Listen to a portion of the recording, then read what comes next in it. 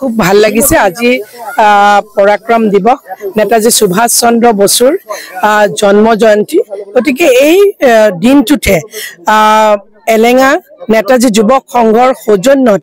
এই প্ৰাংগণত তেখেতসকলে সুন্দৰ নেতাজীৰ প্ৰতিমূৰ্তি এটা তেখেতসকলে নিৰ্মাণ কৰি উলিয়াইছে আৰু সেই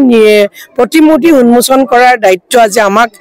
দিছিলে গতিকে খুব ভাল লগা এটা কথা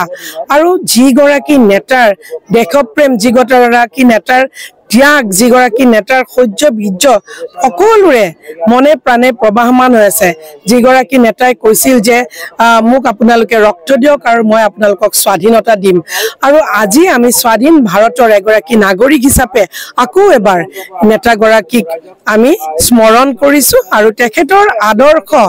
আমি সৰুগত কৰি পেলাই আগন্তুক খুব সুন্দৰভাৱে যাতে প্ৰতিগৰাকী ভাৰতীয়ই যাতে নিজৰ দেশপ্ৰেম অটুট ৰাখি চলি যাব পাৰে তাৰ কাৰণে সকলোকে আমি আদৰ্শ হিচাপে লোৱাৰ কাৰণে আমি সকলোকে আগ্ৰহ প্ৰকাশ কৰিছো আৰু আকৌ এবাৰ তেখেতক কৰিছো আৰু শ্ৰদ্ধাঞ্জলি জ্ঞাপন কৰিছো ধন্যবাদ হয় চাক নেতাজী যুৱক সংঘৰ নামটো নেতাজী যুৱক সংঘৰ আজি 1981 চনৰ পৰা আমাৰ ইয়াত যিসকল কাণ্ডাৰীয়ে নিৰ্মাণ কৰি থৈ গ'ল সেই তেখেতসকলৰ এই চিনটো আমি চিৰযুগমীয়া ৰাখাৰ কাৰণে আজি একমাহৰ পৰা আমি এই নেতাজী সুভাষ চন্দ্ৰ বসুৰ প্ৰতিমূৰ্তি পূৰ্ণাংগ প্ৰতিমূৰ্তি স্থাপন কৰাৰ কাৰণে আমি সকলো কাৰ্যকৰ্তাই আমি খুদুৰ ৰাজস্থান জয়পুৰৰ পৰা মাৰ্বল পাথৰৰ এই প্ৰতিমূৰ্তিটো আমি আনিবলৈ সক্ষম হৈছোঁ আৰু একমাত্ৰ এই মূৰ্তিটো আনাৰ সক্ষমৰ একমাত্ৰ কাৰণ হ'ল আমাৰ যিহেতু ভাৰত চৰকাৰ ভাৰতীয় জনতা পাৰ্টিৰ চৰকাৰ চলি আছে সেই চৰকাৰৰ সময়ত আমাৰ সোণাপুৰ গাঁও পঞ্চায়তৰ সচিব মহোদয়ৰ তত্বাৱধানত 14 ফাইনেন্সৰ পুঁজিৰে এই 2.5 লাখ টকা আমাক অনুদান আগবঢ়াইছিল সেই অনুদানেৰে আমি এই নেতাজী প্ৰতিমূৰ্তি স্থাপন কৰিছোঁ আৰু আজিৰ এই দিনটোত আমি সকলোৱে গৌৰৱান্বিত যে আমি এজন ভাৰতৰ স্বাধীন পুৰুষ এজনক আমি স্মৰণ কৰাৰ কাৰণে আমাৰ যিখন তলৰ খাপৰ যিখিনি কাৰ্যকৰ্তা আছে বা উঠি অহা ল'ৰা ছোৱালীৰ কাৰণে এটি যুগমীয়া হৈ থাকিব আজি এই তাৰমানে কাৰ্যসূচীৰ জৰিয়তে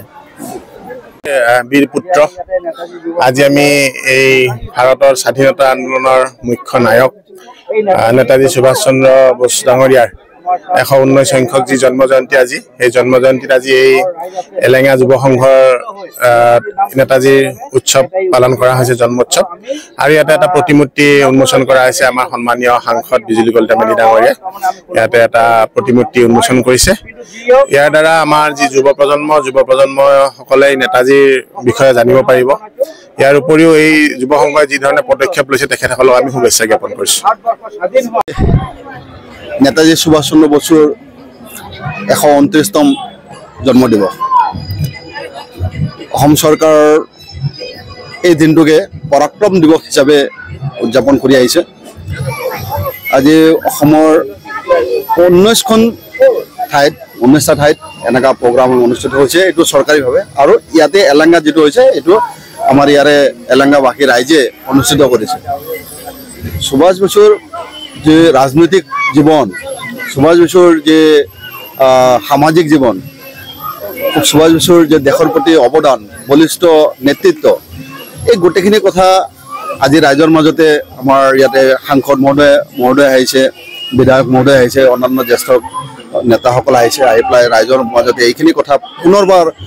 উনুকাই দিছে তেখেতৰ প্ৰতি শ্ৰদ্ধা জ্ঞাপন কৰিছে আৰু আমিও আমাৰ অন্তৰকণৰ পৰা তেখেতৰ প্ৰতি গভীৰ শ্ৰদ্ধা জ্ঞাপন কৰিছোঁ যে তেখেতে ভগৱানে য'তেই ৰাখিছে যেনে ৰাখিছে যাতে ভালেই থাকক আৰু আমাৰ মনত যাতে তেখেতে সদায় অমৰ হৈ থাকক তাৰে কাৰণে ভগৱানৰ ওচৰত প্ৰাৰ্থনা জনাইছোঁ।